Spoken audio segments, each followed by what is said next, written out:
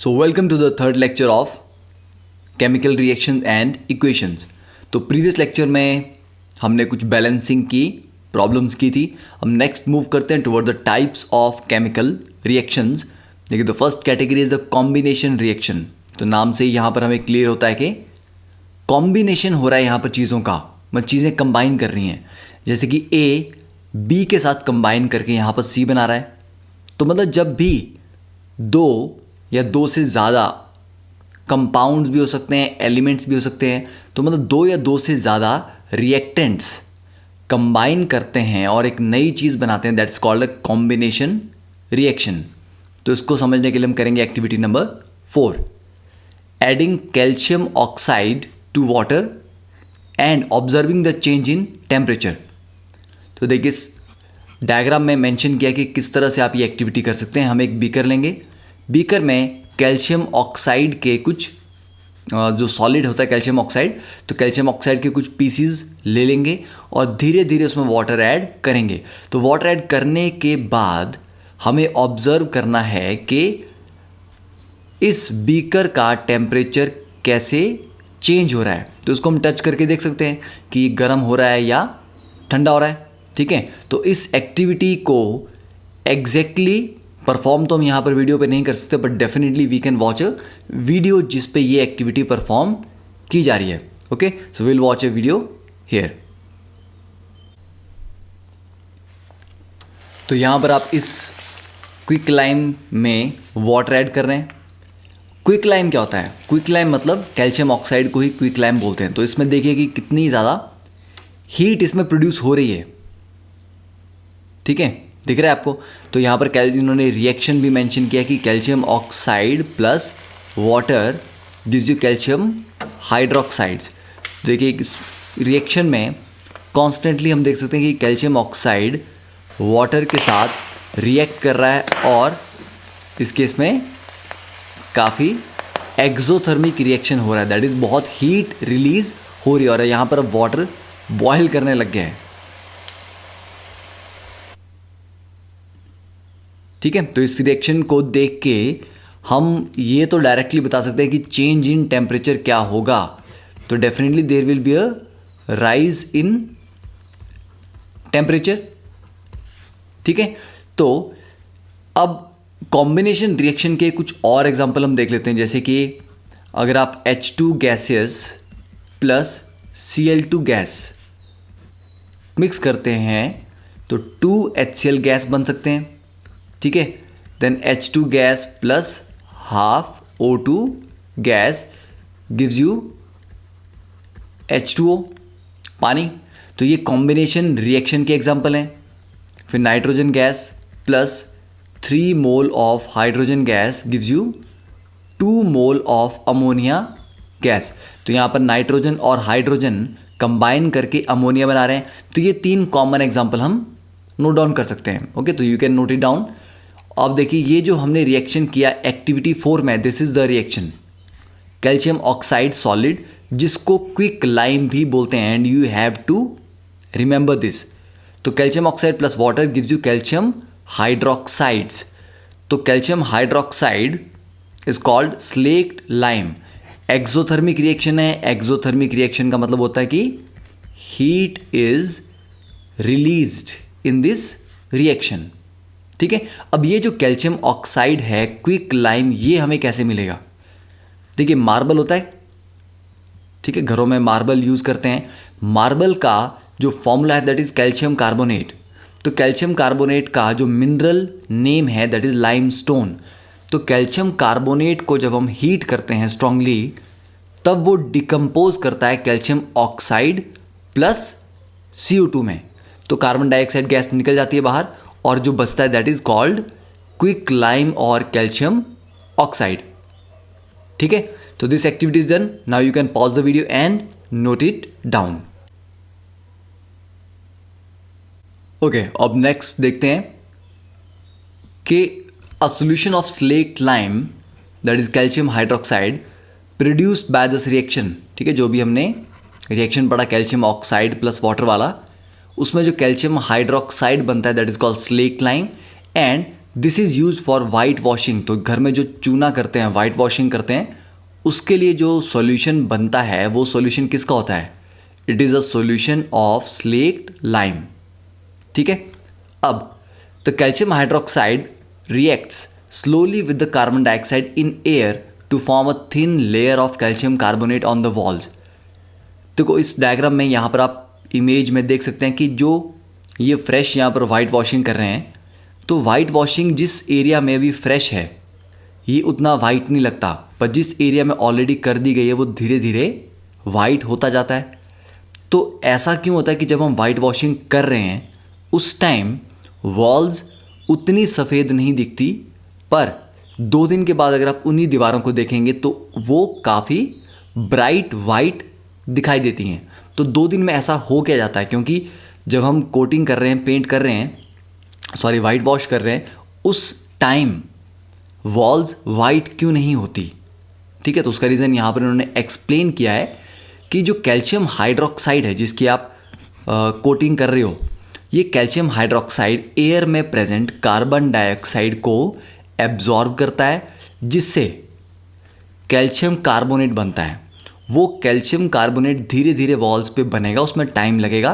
तो वो calcium carbonate ही दीवारों को वाइट फिनिश देता है। तो this calcium carbonate is formed after 2 to 3 days of white washing and gives a shiny finish to the walls. ठीक है, और जो कैल्शियम कार्बोनेट का जो फॉर्मूला है that is the formula of marble also. ठीक है, तो देखिए calcium hydroxide aqueous plus CO2 gives you calcium carbonate plus H2O। तो ये कैल्शियम कार्बोनेट है जिसकी वजह से दीवारें वाइट दिखती हैं। ठीक है, अब देखिए नेक्स्ट। ठीक है, you can note it down and this is directly from the NCERT and you can note down the reaction at least. फिर बात करते हैं एक्सोथर्मिक रिएक्शन। तो किसी भी रिएक्शन में जिसमें हीट रिलीज हो रही है that is called exothermic reaction. Okay, exo से आप याद कर सकते हैं, एक्सो मीन्स एग्जिट। ठीक है, इस तरह से कि एग्जिट मीन्स रिलीज, कोई चीज़ बाहर जा रही है। थर्मिक, थर्मल एनर्जी, तो हीट इज गिवन आउट। अब देखिए एक्सोथर्मिक रिएक्शन का एग्जांपल क्या होता है? किसी भी चीज़ को बर्न करते हैं हम, पेट्रोल है, वुड है, क्लोथ्स हैं, ठीक है, किसी भी चीज़ को, या गैसेस हैं, LPG गैस है, तो किसी भी चीज़ को या फ्यूल को बर्न करते हैं तो बर्न करने पे हीट एनर्जी रिलीज होती है। तो इसका मतलब all combustion reactions are examples of exothermic reaction. For example यहाँ पर हमने लिखा है methane gas CH4 plus 2O2 gives you CO2 plus 2H2 plus energy. ठीक है, तो किसी भी कंबस्शन रिएक्शन में सारा का सारा कार्बन डाइऑक्साइड में कंप्लीटली कन्वर्ट होता है अगर ऑक्सीजन सफिशिएंट प्रेजेंट है। मतलब ऑक्सीजन की कोई हमारे पास शॉर्टेज नहीं है, तो सारे के सारे कार्बन को किस में कन्वर्ट करना है? CO2 में। और सारी हाइड्रोजन को किस में कन्वर्ट करना है? H2O में। और क्योंकि हीट रिलीज होगी तो उसको एनर्जी यहाँ पर हमने लिख दिया कि एनर्जी भी रिलीज हो रही है। अब सेकेंड एग्जाम्पल देखो, यहाँ पर 6 कार्बन है, this is the formula of glucose. तो 6 कार्बन हैं तो डायरेक्टली 6 CO2 कर दो। ठीक है, यहाँ पर बैलेंसिंग हम इसकी बात करेंगे। तो देखो इसको चलो हम डायरेक्टली भी अभी सॉल्व कर सकते हैं। तो 6 कार्बन हैं तो जितनी कार्बन है उतने CO2 बना दिए। 12 हाइड्रोजन है तो 12 हाइड्रोजन हुए तो 6H2O, हाइड्रोजन बैलेंस हो गए। ओके, प्लस एनर्जी निकलेगी। अब प्रोडक्ट साइड में कितनी ऑक्सीजन है? देखिए 6 × 2 12, तो 12 ऑक्सीजन यहाँ पे हैं, प्लस 6 तो टोटल 18 ऑक्सीजन एटम्स हैं। रिएक्टेंट में कितनी है? 6 तो ग्लूकोज में है तो 12 और चाहिए, तो 12 के लिए 6O2 यूज़ करेंगे। ओके, एक और रिएक्शन आप ट्राई कर सकते हो। मान लो C3H8, इसको अगर हम जला रहे हैं, ठीक है, तो किसकी प्रेजेंस में जलेगा? O2 की प्रेजेंस में। तो क्या करना है इसमें? Okay, you can pause the video and solve this कि इसका कंबशन करेंगे तो क्या प्रोडक्ट्स बनेंगे and you can balance the equation also. ठीक है, तो इसमें बनेगा 3 कार्बन है तो 3 CO2 बना दिया, प्लस 8 हाइड्रोजन है तो 4 H2O बना दिया, प्लस एनर्जी। ठीक है, अब टोटल ऑक्सीजन प्रोडक्ट साइड में कितनी है, 3 × 2 6 एटम्स प्लस 4 10 एटम्स। तो यहाँ पर रिएक्टेंट साइड में ये 5O2 हो जाएगा, तो that is 10 atoms of oxygen. ठीक है, तो ये हो गया कॉम्बिनेशन रिएक्शन के टाइप्स। अब सेकंड कैटेगरी आती है डीकॉम्पोजिशन रिएक्शन।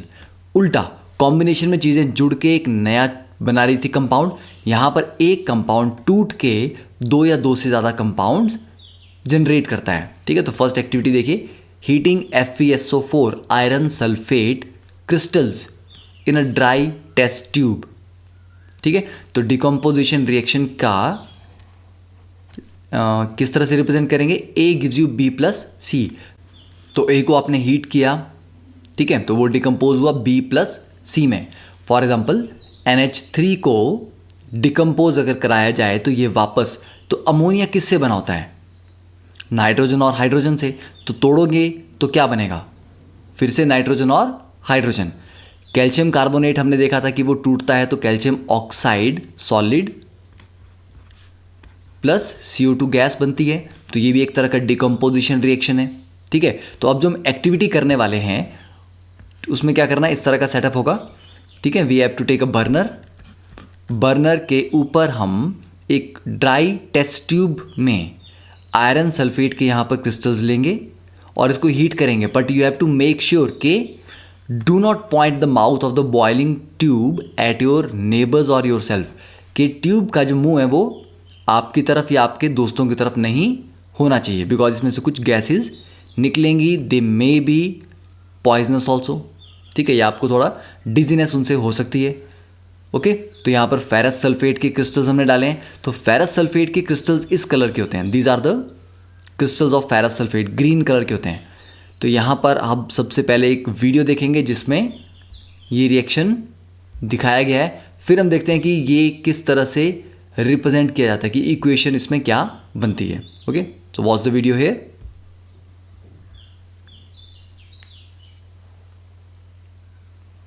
तो देखिए यहाँ पर टेस्ट ट्यूब में ग्रीन कलर के क्रिस्टल्स हैं और इनको अब हीट कर रहे हैं। तो हीट करने पे हम देख सकते हैं कैसे कलर चेंज हो रहा है। ठीक है, तो कलर चेंज क्यों हो रहा है, कि क्योंकि यहाँ पर डिकम्पोजिशन हो रही है, FeSO4 टूट रहा है किसी और कंपाउंड में। ओके, तो अब इसके जो माउथ है, माउथ पे आप देख सकते हैं कि यहाँ से कुछ फ्यूम्स निकल रही हैं। ठीक है, और फ्यूम्स निकलने के साथ साथ जो माउथ का ट्यूब वाला एरिया, माउथ से पीछे, ठीक है, उस ग्लास पे धीरे धीरे थोड़ी सी कंडेंसेशन भी हो रही है। ठीक है, and this is the picture after some time, जब हमने उसको काफ़ी हीट कर दिया है। ओके, तो ये रिएक्शन बेसिकली किस तरह से रिप्रेजेंट किया जाता है, FeSO4.7H2O। तो जो ग्रीन क्रिस्टल्स हैं इनका फॉर्मूला है FeSO4.7H2O। तो पहले जब हीट करते हैं तो शुरुआत में क्या होता है, ये 7H2O जो वाटर मॉलिक्यूल्स हैं ये निकलते हैं सबसे पहले, तो FeSO4 बचता है, और हीट करते जाते हैं तो ये FeSO4 अब डिकम्पोज करेगा Fe2O3 that is ferric oxide plus SO2 gas plus SO3 gas. तो ये 2 गैसेस बनती हैं और एक सॉलिड बनता है। तो you can note it down all the reactions here. अब next is the activity 6, lead nitrate powder in a boiling tube. ठीक है, तो अब हमें एक बॉइलिंग ट्यूब में लेड नाइट्रेट पाउडर को हीट करना है। ठीक है, और हीट करके देखेंगे कि उसमें क्या क्या कंपाउंड्स बनते हैं। ओके,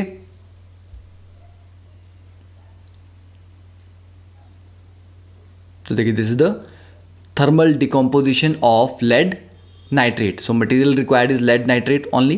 तो इसको अपने एक टेस्ट ट्यूब में ऐड करेंगे और टेस्ट ट्यूब को बर्नर के ऊपर हीट करेंगे। ठीक है, तो लेड नाइट्रेट का यहाँ पर देखिए इनिशियल कलर क्या मेंशन किया है, लेड नाइट्रेट का इनिशियल कलर इज वाइट। अब इस कंपाउंड को जैसे जैसे हम हीट कर रहे हैं तो देखिए जो वाइट कंपाउंड है उससे ऊपर की तरफ एक लाइट ब्राउन कलर की या येलोइश ब्राउन कलर की फ्यूम्स बन रही हैं। ठीक है, तो ये फ्यूम्स क्यों बन रही हैं? क्योंकि कोई गैस रिलीज हो रही है। उस गैस का कलर रेडिश ब्राउन होता है। Okay,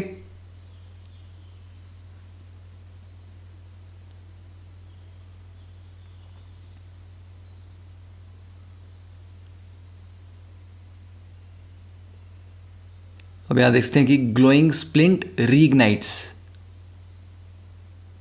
it means there is some oxygen also.